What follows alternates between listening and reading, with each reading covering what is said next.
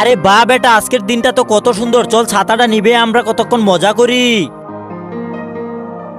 আরে বাবা, আমার পা তো অনেক ব্যথা করতেছে, আমাকে কেন জুতা কিনে দিচ্ছ না? আরে বেটে, আমার কাছে যা টাকা ছিল ওইটা দিয়ে তোর জামা কিনে দিয়েছি, এখন জুতা কিভাবে কিনবো? চল বাড়ি যাই এখন। বাবা, আমি একটু এই বড় গাড়িতে বসবো।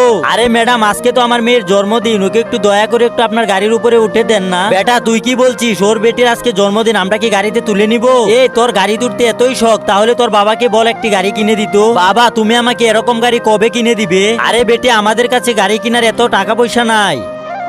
জুতা কেনার মতন একটা টাকা নাই, আবার নাকি এত বড় গাড়ি কিনবে? চল ভাগ এখান থেকে।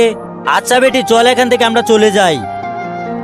আরে মা, এসব লোক কোথায় থেকে উঠে আসে? বেটা বাদ দে, এরা সব গরিবের দল। বেটি, তুই না বলেছিলি গাড়ির উপরে উঠবি? এই নে, এখন তোকে আমার ঘরের উপরে উঠিয়ে দিতেছি। এই দেখ বেটি, কিরকম লাগছে? মা মা, আমি ওই যে ওখানে উঠবো। বেটা তুই না গাড়ির উপরে বসে আছিস, আবার এখানে গিয়ে কি করবি? না না না, আমি যাবই। আচ্ছা চল চল, ঠিক আছে। আরে ভাই সাহেব, আমার বেটা জিদ করেছে আপনার ঘরের চালে উঠবে, একটু উঠিয়ে দেন না। বেটি, ওকে কি উঠাবো? আরে না, উঠাবো না, তোমরা এরকম গড় করে তারপরে উঠো। কি ম্যাডাম, এখন তো বুঝতে পারছেন, কাউকে এভাবে অপমান না করে তাকে আরো উল্টো সাহায্য করা উচিত। চল বেটি, নেমে পড়, বৃষ্টি আসতেছে।